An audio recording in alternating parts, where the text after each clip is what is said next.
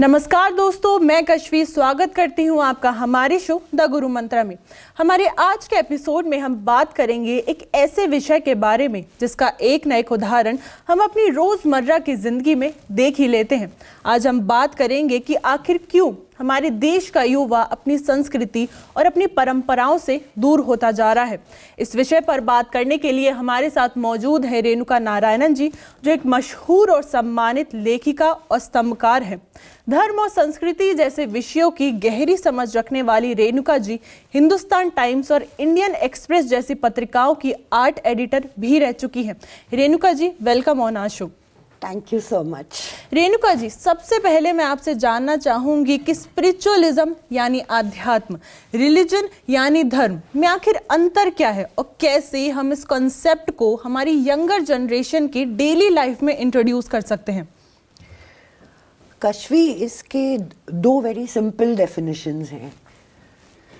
Religion is a set of practices जो एक rules and regulations होते हैं कि ये कॉन्सेप्ट ऑफ गॉड है, उनको कैसे एड्रेस करना चाहिए और फेस्टिवल्स क्या हैं जो इस कल्चर को सपोर्ट करते हैं। स्पिरिचुअलिटी, जितना मुझे समझ में है, इज़ एन इंडिविजुअल थिंग जो एक इंसान अपने आत्मा को डेवलप करता है, अपनी अवेयरनेस को डेवलप करता है। You know, it's like a चेतना जागरण कि अब मेरे हिसाब से देयर आर 5 कॉन्सेंट्रिक सर्कल्स जो लाइफ के हर एक इंसान का होता है। You yourself, your family, your work or colleagues, your country and the larger world. So in the dynamics between these concentric circles is your individual life.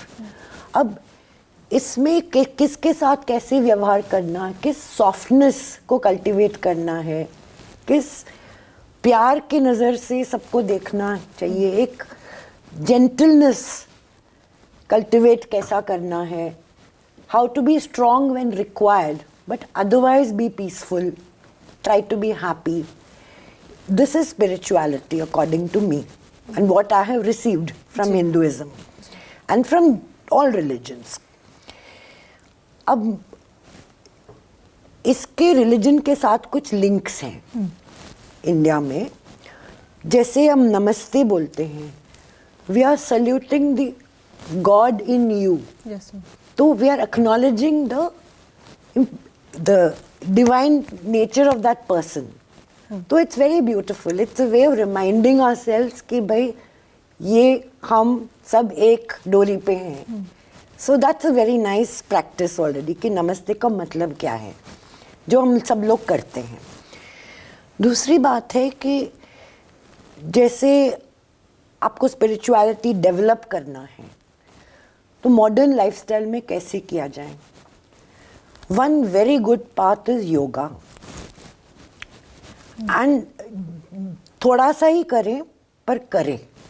लेकिन ma'am, देखने में भी आया है कि पिछले कुछ सालों से हमारी युवा पीढ़ी, हमारी यंगर जनरेशन अपनी परंपराओं, अपने रिचुअल से दूर जाती दिख रही है. लेकिन हम जिस देश में रहते हैं, हमारी पहचान ही हमारी परंपराओं से है.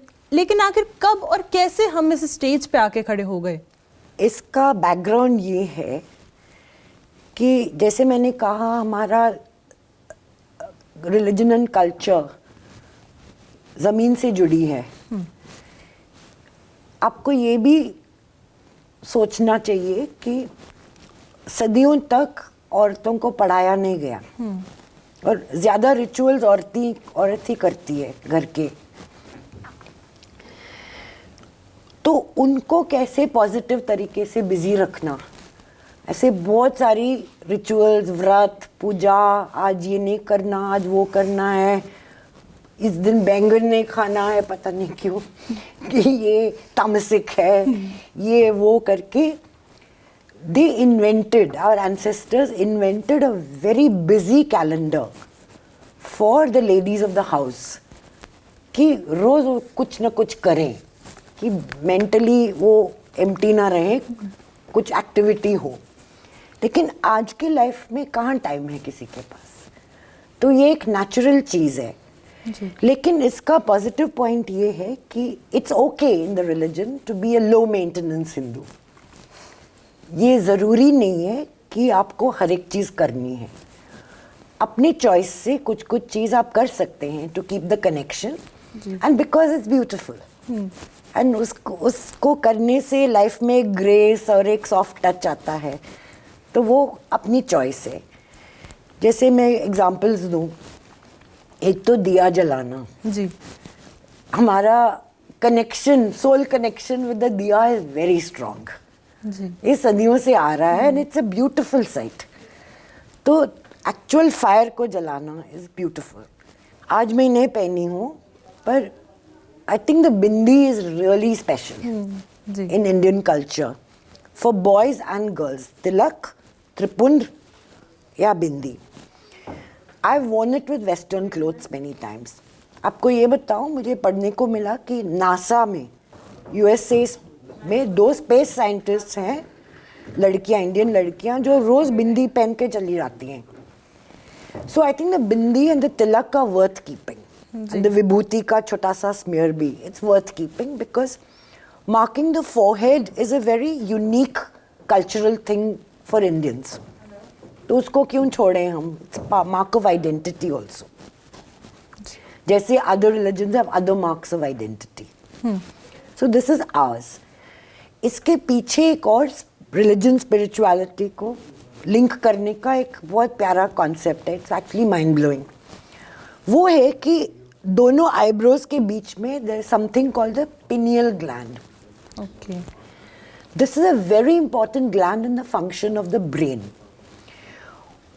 It produces melatonin, जिससे वो केमिकल रिलीज करती है, जिससे हमें नींद आती है, जिससे हम वेकअप करते हैं. वो हमारी उठना और सोने का साइकिल कंट्रोल करता है. So it's very important. तो when you mark your forehead, you are stimulating the pineal gland. ये पता नहीं उन दिनों में कैसे उनको पता चला. मॉडर्न साइंस ने प्रूव किया कि हाँ, इसका एक पीछे एक मतलब है जी, और क्लियर बायोलॉजिकल मतलब, साइंटिफिक मतलब. तो ये एक चीज़ जो लोग पसंद करें तो रख सकते हैं, बिकॉज इट्स वर्थ कीपिंग. जी, one I said diya, the other one I said is the bindi or the tilak for boys. And it actually lights up your face. You know, when you put a bindi or a tilak, it एकदम ही खिल जाता है, वो बहुत अच्छा लगता है देख के. The third thing is, okay, this में आपको शायद अजीब लगेगा, but सर ढाकना मेरे हिसाब से वो हिंदू धर्म का हिस्सा नहीं है. okay. आई एम अगेंस्ट घूंघट culture. It's not actually Indian. हम लोग को क्या करना उल्टा, इस लक्ष्मी जी की तरह 16 श्रृंगार करना होता है. सर को ऊपर, औरत को सर ऊपर रखना चाहिए और सर पे फूल लगाना चाहिए. ये आपको महाराष्ट्र, साउथ वगैरह में दिखेगा कि सर ढाकना अशुभ माना जाता है. तो this is another thing that we can be very cool about. ढाकने का डर, you know, all that we don't have to have, because ये इत्तेफाक से हमारी इतिहास में आ गया ये प्रैक्टिस, पर अब उसकी ज़रूरत है ही नहीं. तो करने का मतलब ही नहीं है. मैम, लेकिन बॉलीवुड मूवीज और मीडिया का भी काफ़ी इन्फ्लुएंस देखने को मिल रहा है. बहुत सी ऐसी फिल्में बनती हैं जो सनातन धर्म के कल्चर को, उनकी परंपराओं को एक कटघरे में लाके खड़ा कर देती हैं. शायद ये कहना गलत नहीं होगा कि जो यंगस्टर्स इस टाइप का कंटेंट कंज्यूम कर रहे हैं, उनके ऊपर भी एक नेगेटिव इफेक्ट देखने को मिल रहा है. आप ठीक कह रही हैं. मुझे भी कभी कभी अजीब लगता है, जैसे शिव जी के ऊपर दूध डालना. अब फौरन एक क्या बोलूँ, वामपंथी सा ऑब्जेक्शन आता है कि ऐसे क्यों कर रही हो, ये किसी गरीब बच्चे को पिला दो. हम दोनों कर सकते हैं भाई, you know. In fact, I'll tell you the biggest, even bigger than these outward things that I've been telling you, the biggest message that links religion and spirituality and as a way of life. हमारे religion का message है सबसे ज़्यादा दान. You know, एक बहुत सुंदर कहानी है, मैं बताऊं? जी. तो ये बहुत पुरानी कहानी है कि प्रजापति जो ऑल फादर कहते हैं, उन्होंने 3 टाइप के लोग बनाए, देवलोक, मानुष और दैत्य लोग, असुर लोग. और ये सृष्टि के 3 हिस्से में बिठा दिया, celestial heaven, earth and nether world, पाताल. तो तीनों मिलके गए प्रजापति के पास और कहा हमें कोई वॉचवर्ड दीजिए जिससे हम अपनी ज़िंदगी गुजारें, उसकी डायरेक्शन दें कि हमारा मेन चीज़ क्या है जो हमें अवेयर होनी चाहिए. तो देवालोक को प्रजापति ने बस ये अक्षर बोला, दा. फिर पूछा मेरे मतलब समझ गए? उन्हें कहा जी हम समझ गए और चले गए. फिर मनुष्य को बोला दा, समझे मेरी बात? उन्होंने भी कहा हाँ, चले गए. फिर असुरों से कहा दा, वो भी समझ के चले गए. वो क्या 3 शब्द थे? देवालोक को जिनके पास सुपर पावर थी, उन्होंने कहा दमयत, मीनिंग बी सेल्फ रिस्ट्रेन, अपने पे काबू रखो. मनुष्य को बोला दत्ता, गिव. एंड असुरा जिनका sometimes they didn't know their own strength, they were so strong कि they could hurt people, उन्होंने कहा दयाद्वम, बी मर्सीफुल. सो जब भी थंडर की आवाज़ आती है, हमारे यहाँ इंडिया में ये बिलीफ है कि वो प्रजापति की आवाज़ हम सबको याद दिला रहा है, दाम्यत दत्त दयाद्वम. तो हम लोग का क्या मैसेज था? दत्ता, give. So we are an interdependent race. एक दूसरे को हेल्प नहीं करेंगे तो जिएंगे कैसे, सर्वाइव कैसे करेंगे? So that's our message from spirituality and religion both. Renuka ji, हमारी संस्कृति में बहुत सी ऐसी प्रैक्टिसेस हैं जिनके पीछे कोई ना कोई साइंटिफिक रीज़न ज़रूर है. जैसे हम मंदिर में जाते हैं, हम घंटी बजाते हैं, इसका मतलब वहाँ से नेगेटिविटी फ्लश आउट हो गई है. ऐसे और कौन कौन से रिचुअल्स हैं, कौन कौन सी प्रैक्टिसेस हैं जो यंगस्टर्स अपनी डेली लाइफ में इनकलकेट कर सकते हैं? See, our religion is connected so much with nature कि उसी का प्रभाव हर चीज़ में दिखता है. जो हमें रिचुअल्स लगते हैं उनके कारण यूजुअली एक प्रैक्टिकल रीज़न से जुड़ा है. जैसे एक एग्जांपल दूँ, साउथ में मई महीने में एक पीरियड है कॉल्ड अग्नि नक्षत्र. तो उसमें शादी वगैरह सब मना है. तो लोग डरते हैं कि अरे वो अशुभ हो गया इस पीरियड में किया तो. पर अशुभ के कारण नहीं है, just to protect you from heat stroke, कि ये पीक हीट में इस तरह की चीज़ें मत किया करो. वो एक उदाहरण है. फिर जैसे तुलसी आंगन में लगाते हैं, उसकी मेडिसिनल प्रॉपर्टीज़ हैं. नीम को कोर्टयार्ड में जहाँ जेंट्स बैठते हैं वहाँ लगाते हैं कि उसकी एयर प्यूरिफाइंग क्वालिटीज़ उनको मिले. तो जहाँ देखो उसके पीछे नेचर का कोई ना कोई संबंध है. एंड नेचर के साथ इसलिए संबंध है कि उसका कोई बेनिफिट हमें मिले, उसका कोई फ़ायदा हमें मिले.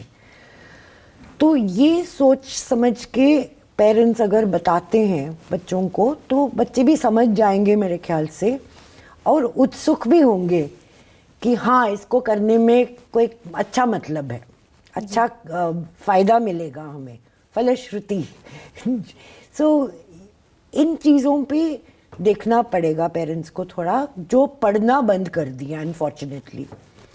और आज तो टीवी है, इंटरनेट है, तो उसी में मैं खुद कह रही हूँ देखो ज़रा, लेकिन अच्छे सोर्सेज से, क्योंकि कई लोग गलत भी बोल सकते हैं. तो अपने कॉमन सेंस को भी थोड़ा अप्लाई करके, घर के बुज़ुर्गों से भी थोड़ा पूछ के, यू कैन कम्युनिकेट कि ये क्यों कर रहे हैं। मैम पेरेंट्स का भी एक काफ़ी बड़ा रोल यहाँ पे सामने आ जाता है। पेरेंट्स भी बच्चों के बचपन से ही कैसे साइंटिफिक अप्रोच के ज़रिए उन्हें इस कंसेप्ट के बारे में समझा सकते हैं। पेरेंट्स को खुद पढ़ना चाहिए और जानना चाहिए, फिर वो बताने की पोजीशन में रहेंगे। जी, पहले नानी दादी बताती थी, आज तो नहीं है, वो मॉडर्न लाइफ हो गया, टीवी हो गया, तो पैसिव एंटरटेनमेंट इतना सारा है कि इन बातों पे सोचने के लिए भी शायद लोगों को मेंटल स्पेस नहीं मिलता है। जी, पर अगर थोड़ा सा रिसर्च करेंगे तो आसानी से पता चलेगा। और जैसे मैंने कहा, हर चीज़ के पीछे नेचर है। भगवान को ही नेचर समझते हैं, नेचर से ही नेचर भगवान ने बनाया है। जी, तो इसलिए हम शुक्रिया अदा भी करते हैं, हाथ जोड़ते हैं, and we do things like आर्घ्या, पानी को वापस डालते हैं नदी में। उससे कुछ नहीं होता, nothing is added, nothing is taken away, you are just registering your presence कि आई एम हियर। क्योंकि हम पंचभूतों से बने हैं खुद, उसी में लीन हो जाते हैं एंड में। तो इन पंचभूतों का बैलेंस रखते हुए, अवेयरनेस रखते हुए नेचर में कैसे रहना है, क्योंकि we are also part of nature. तो ये पेरेंट्स अगर समझाते हैं, एंड जैसे नीम का मैंने बताया, वो एयर प्यूरिफायर है।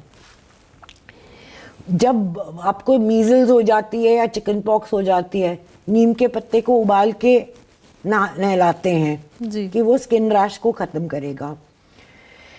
ऑल्सो ट्रेडिशनल मेडिसिन का कुछ पेरेंट्स रिसर्च करके बताएं, जैसे आयुर्वेदा, उसकी जानकारी हर जगह है। वन गुड सोर्स इज कोटक्कल आर्य वैद्यशाला, जो केरला में है। मतलब वो वेबसाइट पे गए तो थोड़ा जेन्युइन सा इन्फॉर्मेशन मिलेगा। तो उससे पता चलता है कि हल्दी दूध में डाल के, काली मिर्च डाल के उबाल के पिया तो खांसी जुकाम का इलाज हो जाएगा। जी। जो दादी के नुस्खे समझते हैं, वो इन सब के पीछे यही है कि उस चीज़ का हीलिंग प्रॉपर्टी है, जो हम अपने बेनिफिट के लिए यूज़ कर सकते हैं नेचर से लेके। तो ये पेरेंट्स अगर कम्युनिकेट करेंगे, ना सिर्फ कि ये पियो, कि ये इसलिए पियो, तो बहुत फ़र्क ज़रूर होगा, क्योंकि कम्युनिकेशन हो रहा है। रेणुका जी, बहुत बहुत धन्यवाद आपका हमारे शो पे आने के लिए और युवाओं का मार्गदर्शन करने के लिए। थैंक यू सो मच, बहुत बहुत धन्यवाद। आप लोग से बात करके बहुत अच्छी लगी। तो दोस्तों, ये थी हमारी आज की गेस्ट रेणुका जी, जिन्होंने हमें बताया कि कैसे हम हमारे देश के युवाओं को उनकी संस्कृति और सदियों से चली आ रही परंपराओं के बारे में अवगत करा सकते हैं। हमारे आज के एपिसोड में बस इतना ही।